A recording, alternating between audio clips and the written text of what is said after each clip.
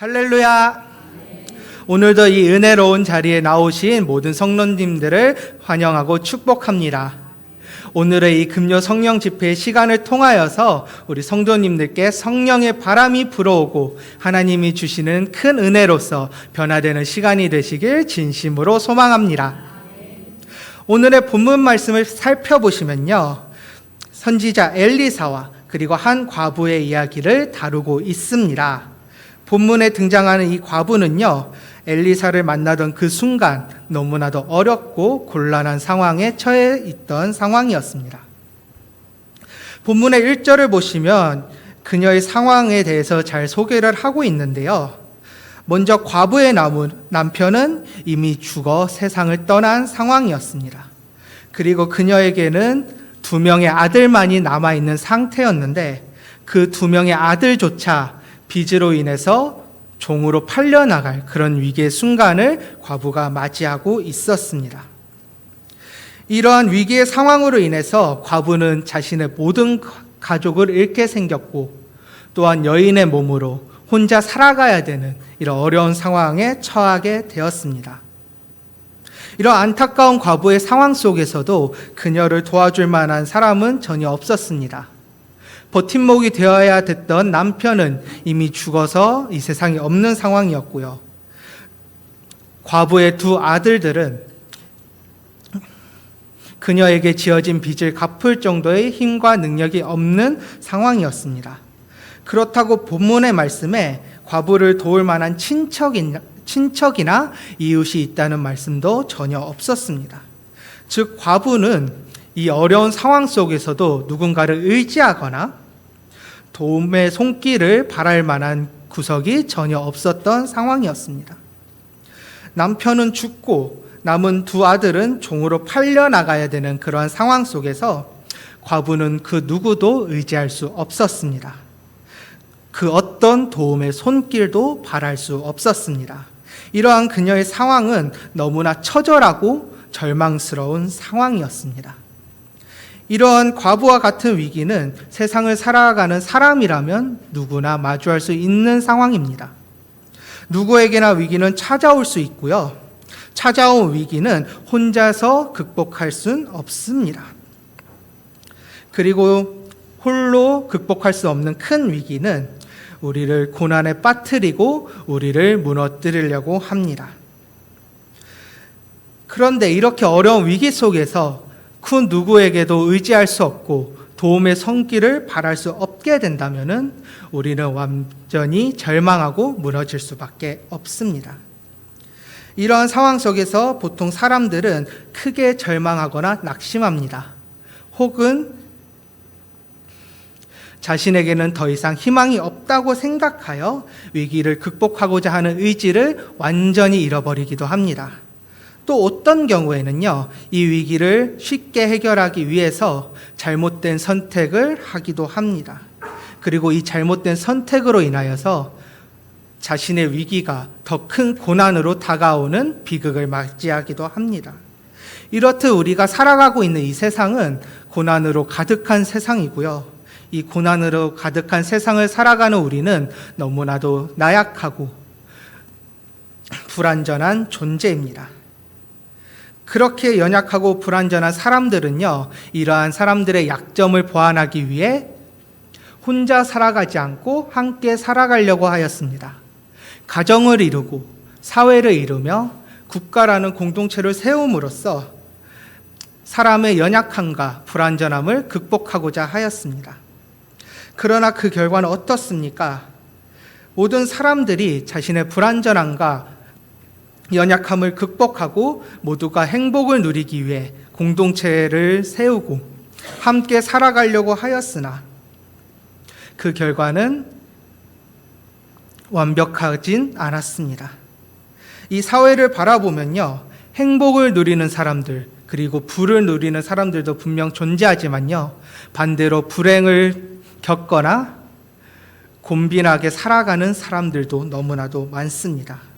왜냐하면 사람의 약점, 연약함과 불완전함을 극복하기 위해 세워진 이 공동체는요, 결국에는 불완전한 인간이 만들어낸 공동체이기 때문에 결국 불완전한 공동체로 이루어질 수밖에 없는 것입니다. 우리 인간들로 인해서 만들어진 사회 혹은 국가라는 이 공동체는 불완전한 약점을 결국 숨기지 못하고 빈부격차와 같은 사회 문제들을 일으키고 있는 상황입니다. 결국 우리의 연약함이 우리의 공동체조차 혼란스럽게 만들고 있는 것입니다.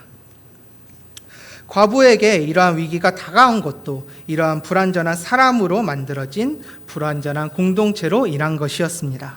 본문의 1절을 보시면 과부의 두 아들은 종으로 팔려나가게 된 이유가 있었습니다. 바로 그들의 빚으로 인해서 종으로 팔려나가게 되었는데요. 유대인들의 율법을 보시면은 종이 된 자들을 어떻게 다뤄야 되는지 그리고 어떻게 대우해야 되는지 법으로 정해둔 말씀이 있는데요. 우리 함께 신명기 15장 12절의 말씀을 함께 봉독하겠습니다. 내 동족 히브리 남자나 히브리 여자가 내게 팔렸다 하자. 만일 6해 동안 너를 섬겼거든 7째 해에 너는 그를 놓아 자유롭게 할 것이요. 아멘.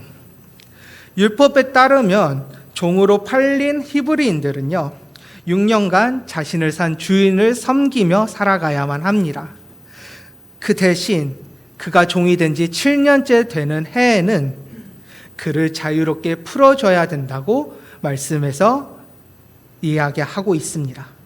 또한 신명기 15장 13절에서는요 7년째 되어 자유롭게 풀려난 종에게는 빈손으로 보내지 말고 그에게 후하게 주어서 그에게 마땅한 보상을 주라고 말씀하고 있습니다. 다시 말해 6년간 주인을 위해 봉사한 값을 7년째 자유롭게 풀려나는 그 해에 마땅한 값으로 대가를 주라고 율법에서 정해진 것이었습니다. 만약 이 율법이 잘 지켜졌다면요 과부의 상황은 본문에 나타난 것보다는 조금 더 나을지도 모릅니다. 물론 6년 동안은 자신의 두 아들이 종으로서 살아가야만 하고 떨어져 지내야만 할 것입니다. 하지만 7년째 되는 해가 된다면은 두 아들은 이제 자유롭게 풀려날 수 있었고 그 뒤로는 자신의 두 아들과 함께 살아갈 수도 있었습니다.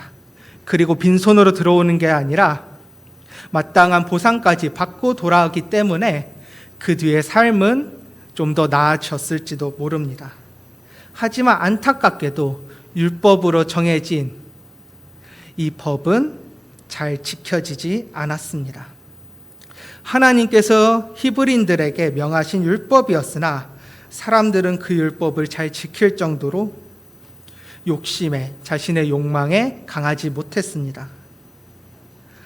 사람들은 자신의 욕심에 너무나도 취약한 존재였기 때문에 신명기 15장에 정해져 있는 이 율법을 제대로 지키지 못하였는데요. 이러한 사실을 예레미야 34장에 잘 드러나 있습니다. 우리 함께 예레미야 34장 14절의 말씀을 함께 봉독하겠습니다. 너희 형제 히브리 사람이 내게 팔려왔거든 너희는 7년 되는 해에 그를 놓아줄 것이니라. 그가 6년 동안 너를 섬겼은즉 그를 놓아 자유롭게 할지니라 하였으나 너희 손조가 내게 순종하지 아니하며. 아멘. 아까 말씀드렸던 것 같이 율법에 따르면 종이 된 히브리인들은 6년간 자신의 주인을 섬긴 뒤에 7년째 되는 해에 자유롭게 풀려나야만 했습니다. 그러나 이러한 하나님의 명령과 율법에도 불구하고 많은 이들은 이러한 하나님의 명령을 율법을 지키지 않았다고 예레미야 34장에 드러나 있습니다. 그들은 7년이 지난 이후에도 자신의 종으로 삼은 히브리인들을 놓아주지 않았고 그들의 자유를 억압하였습니다. 이러한 백성들의 죄에 대하여 하나님께서는 선지자들을 보내서 여러 번 지적하셨고 그들을 책망하셨습니다. 가장 대표적인 말씀이 저희가 방금 읽었던 예레미야의 말씀이었고요. 그 외에는 느헤미야 5장 5절에서 우리의 자녀도 그들의 자녀와 같거늘 이제 우리의 자녀를 종으로 팔았다라고 지적한 말씀이 있고요. 또 아모스 2장 6절에서는 은 한 조각을 받고 의인을 팔며 신 한 켤레로 가난한 자를 팔았다고 지적하고 있습니다. 이렇게 하나님께서는 선지자들을 유대인들에게 보내시면서 그들의 죄를 지적하시고 책망하셨습니다. 그리고 그렇게 하지 말라고 경고하였음에도 그들은 변화하지 못하였습니다. 자신의 이익을 위해서 법과 제도를 이용하였고 하나님의 율법을 무시하거나 왜곡하면서 자신의 이익을 누리려고 하였습니다. 이러한 상황이 반복되자 사회는 점점 혼란스러워졌고 종으로 팔려나가는 히브리인들은 점점 늘어나게 되었습니다. 이러한 절망적인 상황으로 인해 본문에 등장하는 과부는 더욱더 절망스러운 상황을 마주하게 되었습니다. 빚으로 자신의 두 아들이 종으로 팔려나가게 된다면 6년이 지나고 7년째 되는 해에 돌아오는 것이 아니라 영영 자신의 두 아들과 헤어져야만 했던 것입니다. 즉 과부는 자신의 남편도 두 아들도 없이 평생 살아가야 되는 그런 상황에 처하게 된 것입니다. 그리고 당시 유대 사회는요, 여성에게 전혀 배려 있는 사회라고 할 수 없었습니다. 여성을 차별하고 여성에 대해서 안 좋게 바라보는 시선이 가득한 사회였습니다. 다시 말해 여성이 홀로 살아가기에는 너무나도 어려운 사회였지요. 그렇기에 과부는 자신에게 다가온 이 위기를 해결하지 못한다면 사실상 죽음과도 같은 삶을 살아가야만 했습니다.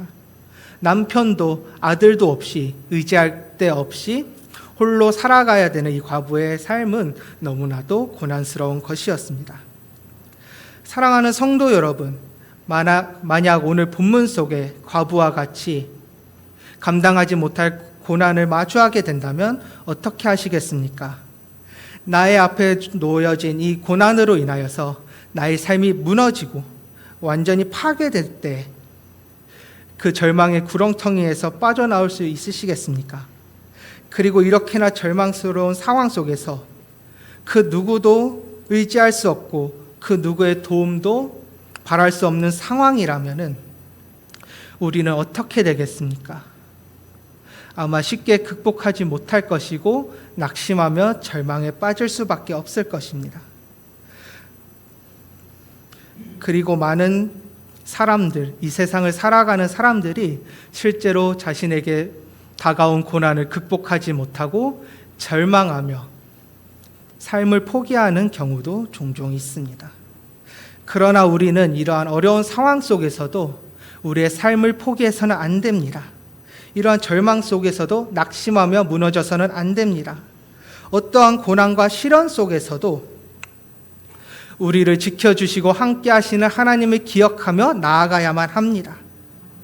우리를 만드시고 지켜주시며 동행하시는 단 한 분, 하나님을 부르짖으며 이 고난을 극복하기 위해 하나님을 의지해야만 하는 것입니다.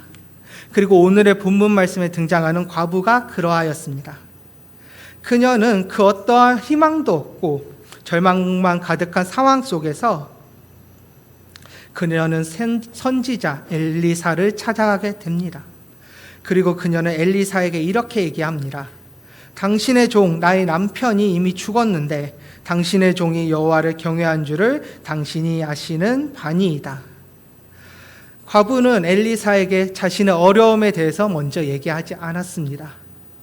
오히려 자신의 남편이 엘리사를 섬겼고 또 하나님을 경외한 사람이었다라는 사실을 먼저 밝히고 있습니다.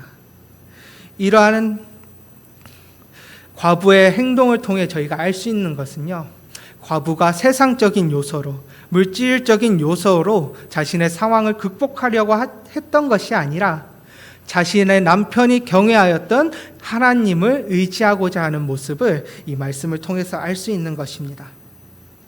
이런 과부의 고백은요, 이 세상이 아니라 오직 하나님만을 바라보며 하나님을 의지하며 극복하고자 하는 과부의 믿음을 엿볼 수 있는 것입니다.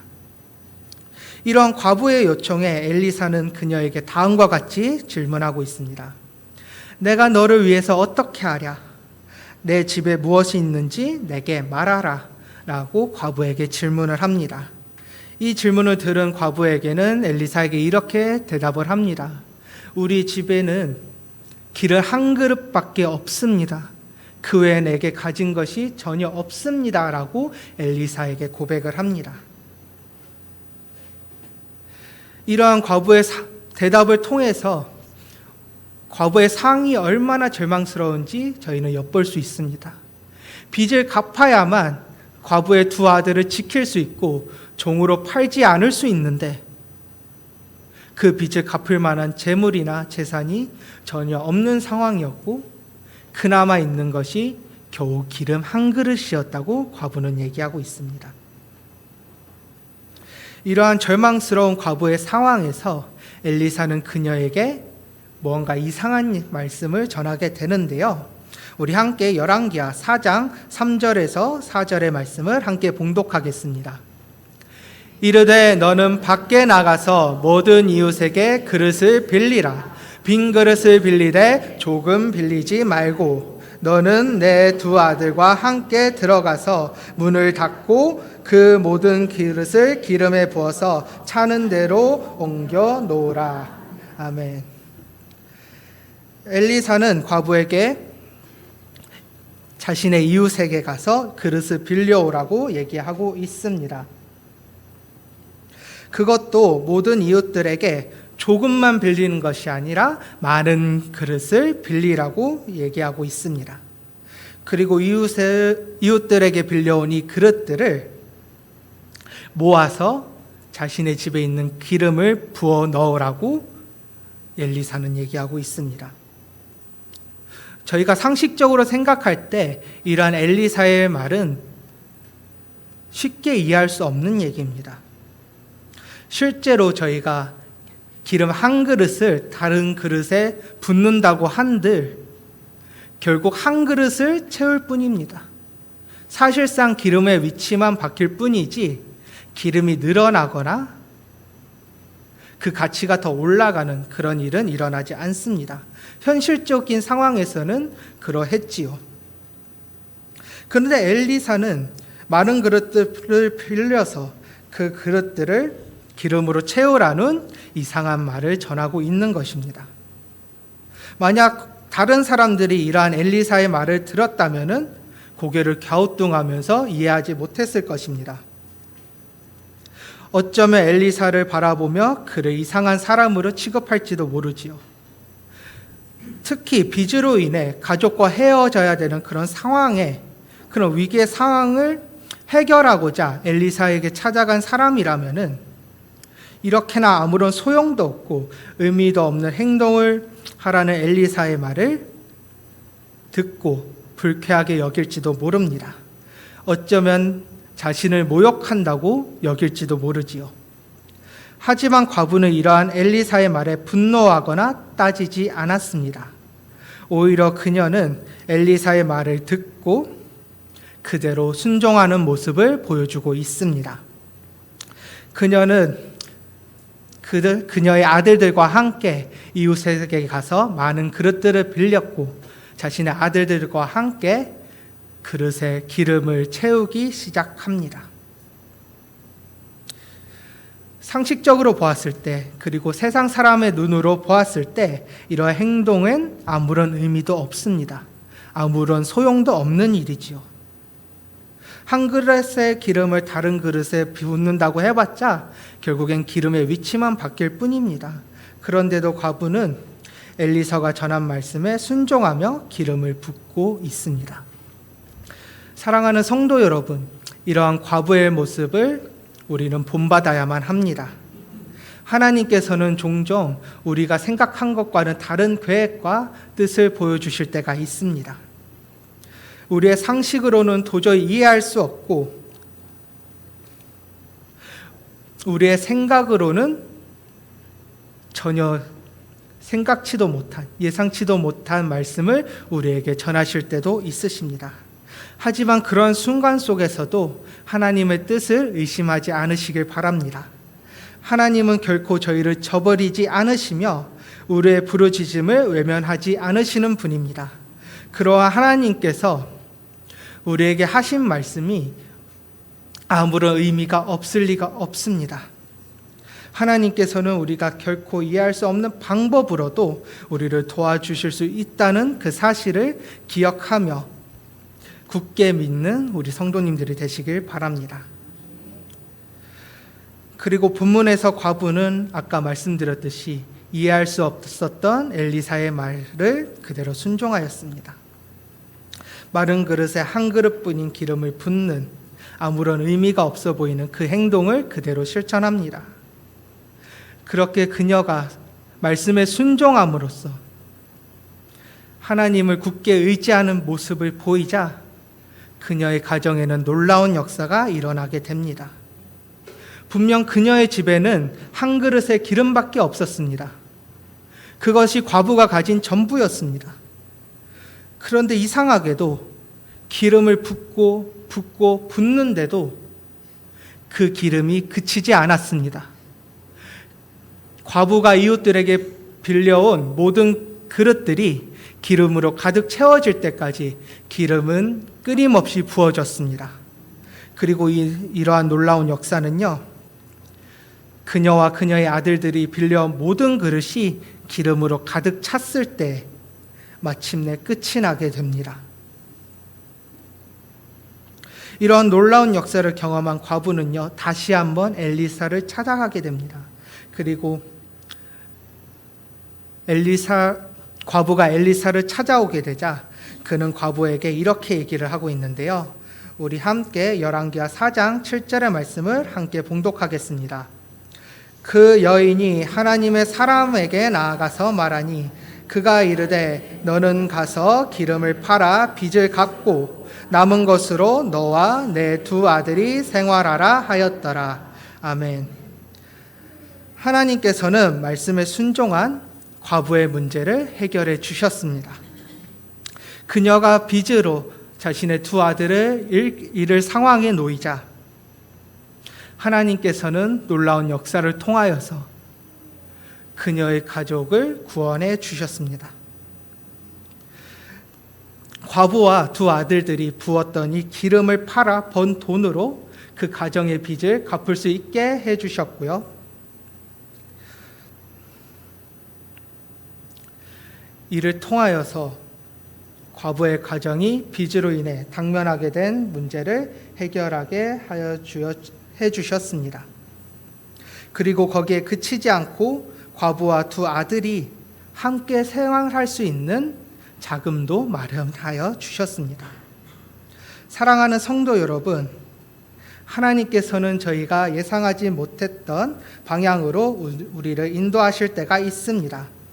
그러나 이러한 순간 속에서도 하나님을 의심하지 않고 순종하며 나아간다면 하나님께서는 우리가 생각한 것 그 이상의